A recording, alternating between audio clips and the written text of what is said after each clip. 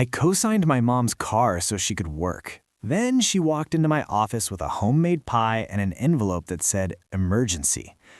Hi, I'm Luke, 34, and 3 days ago, my mom showed up at my office with a homemade pie and an envelope that said emergency. I didn't open either. Let me back up. 3 years ago, I bought my mom a car, a used Honda CR-V, decent condition, low mileage, because her old sedan had finally died and she couldn't possibly get to her part-time shifts at the church thrift store without wheels.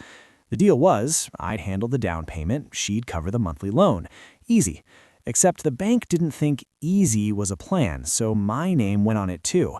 Co-signer, safety net, the person they call when the responsible adult doesn't act like one.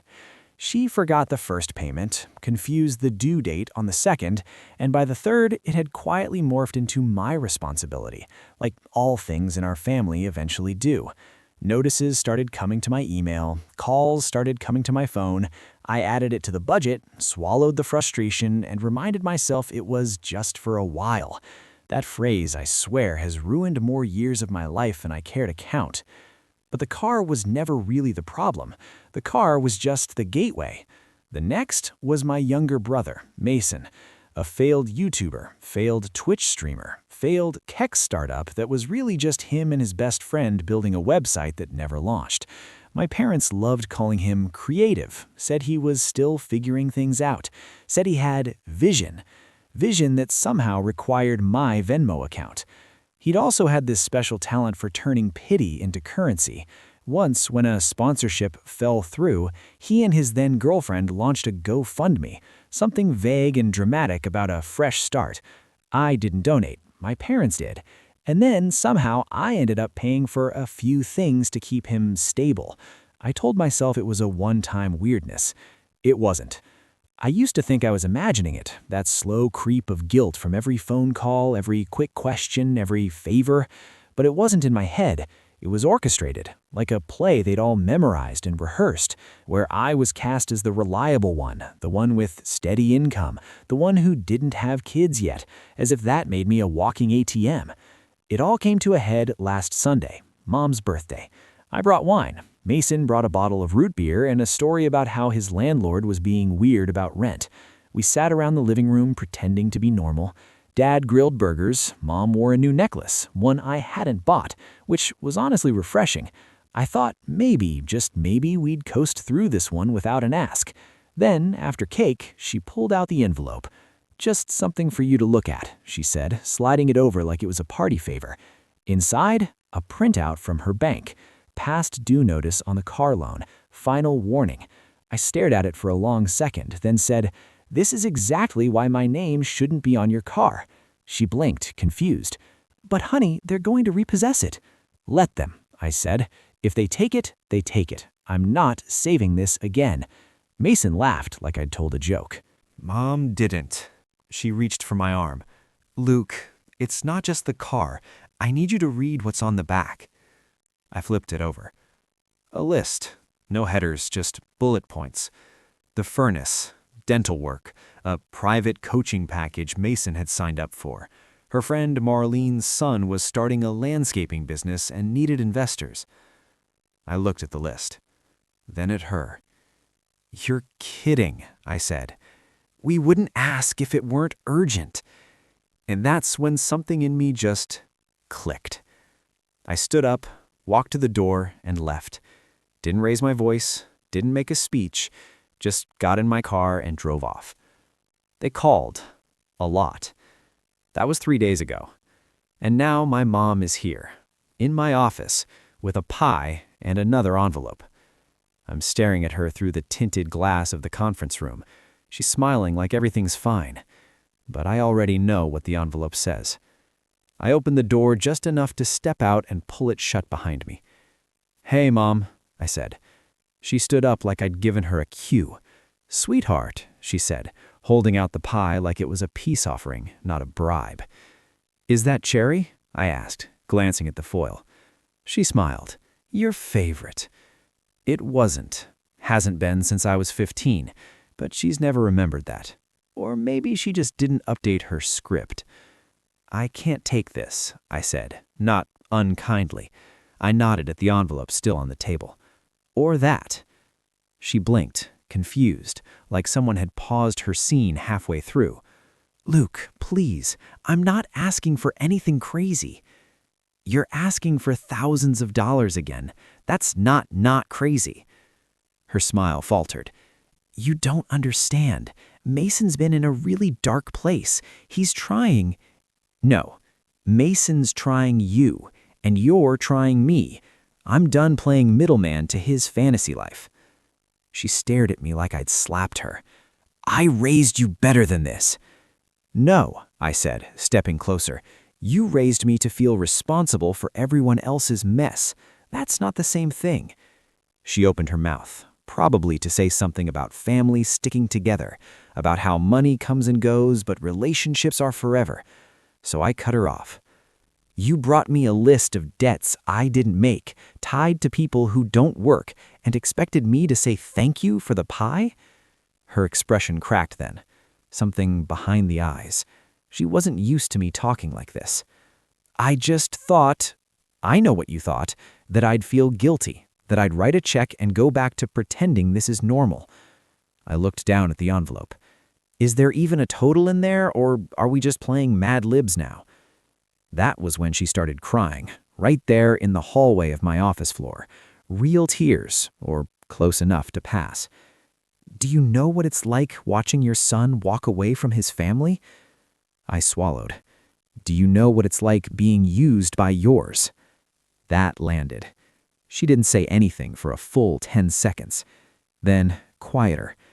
We just needed a little help this month. You've needed a little help every month since I turned 22. She looked at the pie like it might rescue the moment, then at me. Don't do this, Luke. Don't be cruel. I'm not, I said. I'm finally being honest. I opened the door again, stepped back inside. Please take the pie, she said as I shut it behind me. I didn't. She stood there for a minute longer, holding it with both hands like it might start to mean something if she gripped it hard enough. Then she turned and left. I watched her from the window, walking across the parking lot with that aluminum tray like it weighed 50 pounds. The envelope? Still on the table. I haven't touched it. But I did open a new savings account that night. Named it Escape Velocity. 2 days later, Mason called. Not texted. Called. I didn't answer, but I watched the screen light up with his name like a cheap horror movie jump scare. I let it ring. Then again, and again. On the 5th try, he left a voicemail. Hey bro, I heard what happened with Mom. Look, I know things have been tense, but I just wanted to say, I'm here, for you. We can talk, like brothers. I laughed out loud. That exact tone, that weird, mellow sympathy voice he only uses when he's trying to sell you something or borrow money without saying the word borrow. I didn't delete the voicemail. I kept it, like a trophy. 3 hours later, he tried another angle. Yo, quick thing. Do you still have that Xbox you never use? Asking for a friend. There it was. Couldn't make it 12 hours without asking for something. It would have been impressive if it weren't so sad. The next morning, I opened Instagram and saw that Mason had posted a reel of himself sitting in his car, talking to the camera in that vague, motivational voice. Sometimes the strongest people are the ones carrying everyone else's silence. If this resonates with you, just know, I see you. I stared at it for a second, then closed the app. I was done playing detective in their performance pieces. Later that week, I stopped by my bank to finish paperwork for a new account. On the form, there was a little blank labeled Account Nickname. I wrote, No more loans. The teller glanced down, then back up with a look that was half amused, half sympathetic. Rough year, she said. I said, just finally growing up. But the real turning point came Friday night. I was at home scrolling through old folders on my laptop when I found a document labeled House Fund. It was dated 3 years ago, right before the loan for my parents' garage renovation. That emergency they swore would only need $5,000. It ended up costing $14,000. And when I looked closer at the spreadsheet, I saw a note in the margin from me, something I don't even remember typing. Worth it. They've done so much for me. I sat there staring at it, this dumb little note that sounded so desperate, like I had to justify buying peace with money. Like I had to prove I was a good son by going broke slowly. That's when I opened my email and finally started drafting a letter I'd been putting off for months. Not to them, to HR. I was applying for a transfer. New role, new city, new everything. No forwarding address. Because the truth wasn't that I was angry. The truth was I was exhausted, and they were never going to stop needing until I stopped being available. So I wrote it out, clicked send, and that night, for the first time in years, I went to bed without checking my phone. I slept so hard I missed 2 calls from Mason and a voicemail from Mom. Didn't even blink. The next week was quiet. Too quiet. Which in my family is usually the same as the slow part of the roller coaster right before the drop. You know it's coming, you just don't know if it's going to be loud, messy, or covered in tears and guilt. Turns out it was option D, all of the above. It started with a letter, a real one, mailed, stamped and everything. The envelope had my name in Mom's handwriting, which I hadn't seen since she used to label our school lunches. I opened it slowly, half expecting dried tears to fall out with glitter. Inside, 2 sheets of lined paper and a check. The letter was titled, A Mother's Truth. I actually groaned. It started off sweet, almost poetic, about how I'd always been the solid one, the backbone, the fixer, but the further I read, the more it twisted into something else, something that almost sounded like a eulogy for a relationship that had died in my absence. She wrote that she was disappointed I'd turned cold, that my walls were hurting the people who loved me most. Then came a line I'll never forget. I just hope when your turn comes, when you're the one who needs something, someone still picks up the phone. And under it, in all caps, family is not a transaction, says the woman who itemized her financial requests in bullet points and drove to my office with a guilt pie. The check inside, $100. Not for anything in particular, just her way of proving she wasn't only ever taking. I sat there for a minute holding the check, stunned into silence. Not because of the money, but because it was so perfectly her. $100 to rewrite a decade. $100 and a handwritten poem about forgiveness, as if that wiped the balance clean. I didn't rip it up. I deposited it. Not because I wanted the money, but because I wanted her to see it cleared. Let her feel what it's like when I take. 2 days later, Mason posted on Facebook that he was taking time offline to heal. Someone commented, "Stay strong, King." I nearly threw my phone out the window. The same night, I got dinner with my friend Theo. We've been close since college, the kind of guy who doesn't ask twice when I say I need a drink. Over tacos and beer, I told him everything. The car, the check, the sudden radio silence from everyone now that I wasn't financing their circus.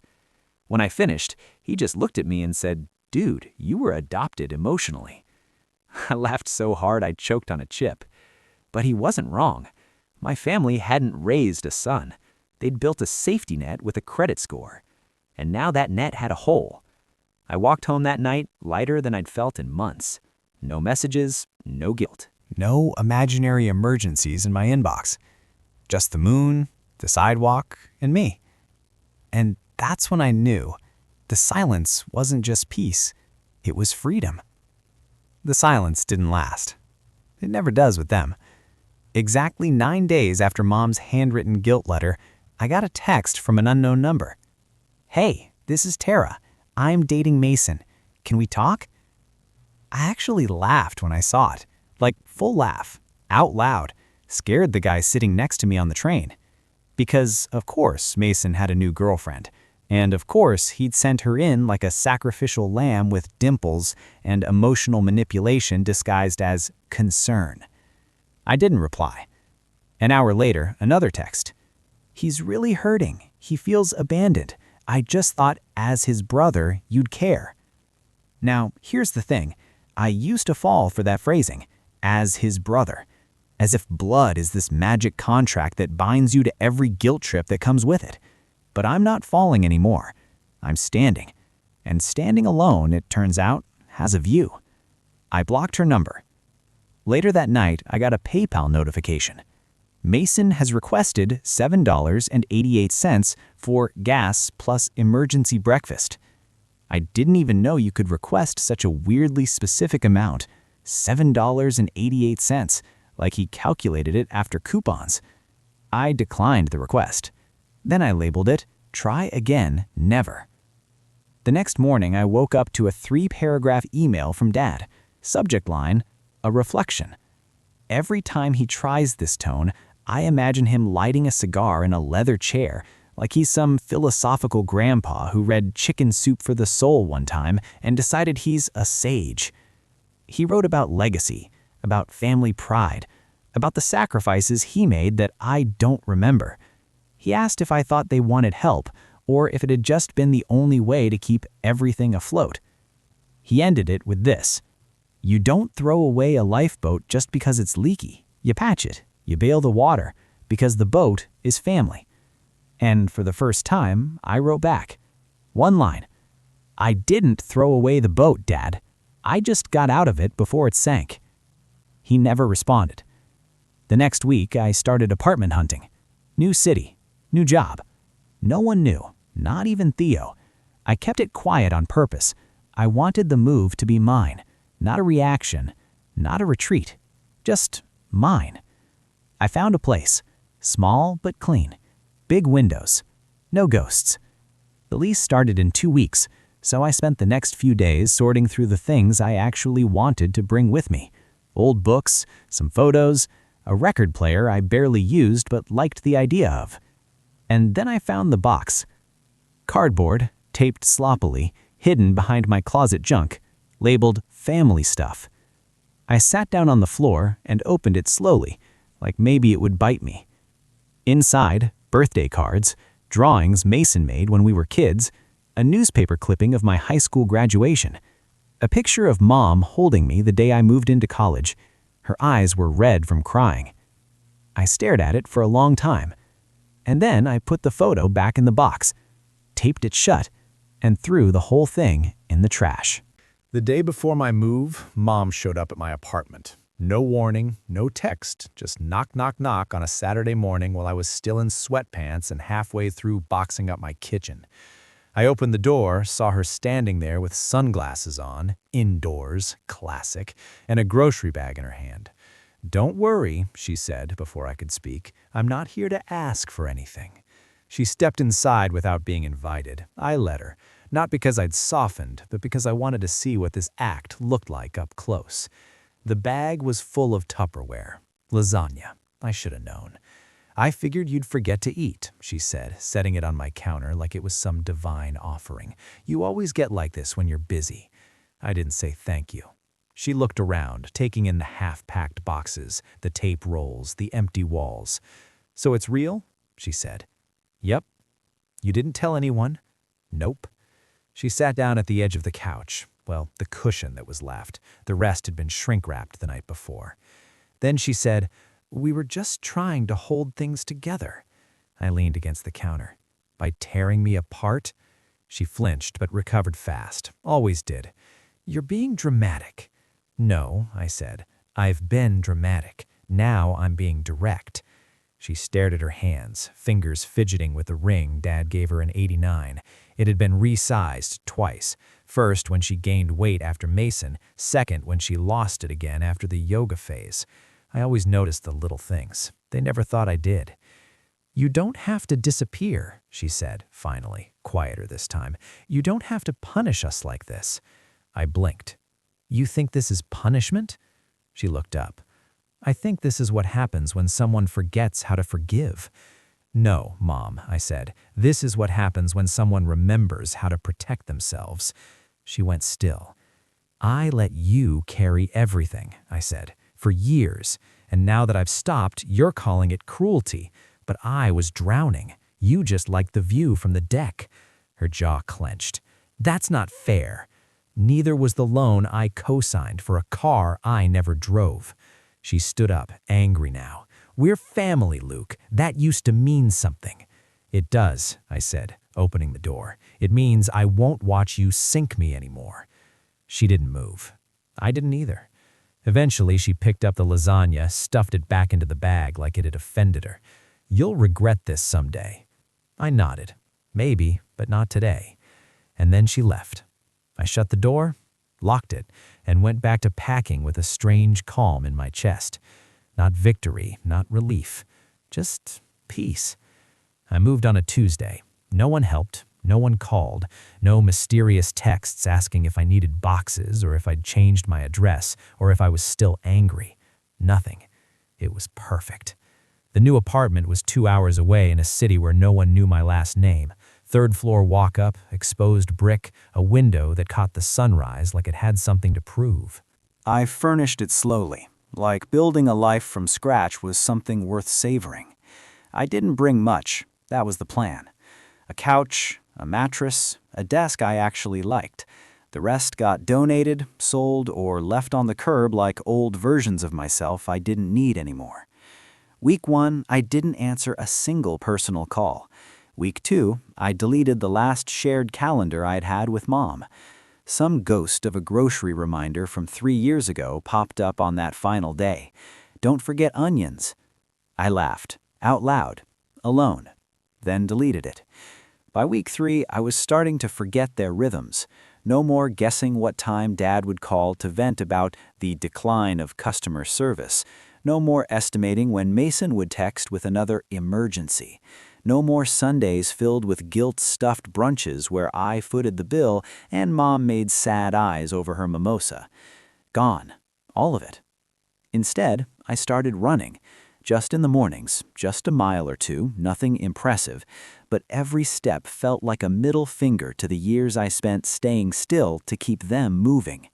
Then something weird happened. I started smiling. Without effort, like I was no longer waiting for the next emotional invoice to hit my inbox, like I could finally make plans without budgeting for the crash. One night, I came home from a late dinner with a new coworker, someone who didn't know I had a brother who faked job offers and parents who weaponized affection like it was currency, and I opened my laptop. The GoFundMe was still live. Fresh start for a survivor. Last update was a month ago. Rachel, Mason's ex, had stopped posting. Donations had flatlined, the sympathy train had left the station. I scrolled through the names one last time. Recognized 3. Then I clicked Report. Not out of vengeance, not to get back at anyone, just because I could, and because I was done leaving lies alone just to keep the peace. The next day, I got a message from Theo. You alive? I sent back a photo. My living room, half unpacked, sun pouring through the windows. More than ever. He replied with a heart emoji. That night, as I watched the city lights flicker outside my window, I realized I hadn't thought about Mason in almost 4 days. It was the longest stretch of peace I'd had since I was 19, and I was only just getting started. It happened 6 months later. I was at work, knee-deep in a project, when I got an email titled Family Reunion, June 10th. Sent by Jenna, my cousin, the only one who ever saw the full picture and didn't look away. Inside was a flyer, smiling cartoon trees, a picnic basket, RSVP here. In the body, she'd written one line just for me. No pressure, just wanted you to know, you don't owe anyone your presence. I stared at it for a long time. Not because I was considering it, I wasn't, but because it was the first time anyone from that side of the bloodline acknowledged I might be better off away from them. I clicked no. Not maybe, not later. No. Then I archived the message, stood up, and walked to my kitchen. Made coffee. Watched the steam. That night, I walked to the corner bar, where they know my name, but nothing else. I sat at the counter, ordered a whiskey, and pulled out my phone. No missed calls, no voicemails, just a text from Theo. Still on for Saturday? You bringing the good chips this time? That was it. That was everything. It hit me then, sitting there with my drink and my unbothered life. I wasn't rebuilding. I had already rebuilt. Not from scratch, from truth. No foundation made of guilt. No beams held together by obligation. Just a clean space I built with my own hands, where peace wasn't something I earned by being useful. It was something I owned by being done. I left the bar just before midnight. No keys in my hand except my own. No pie in the fridge waiting to bait an apology. No second phone in my bag just in case. Just me. Free. Finally.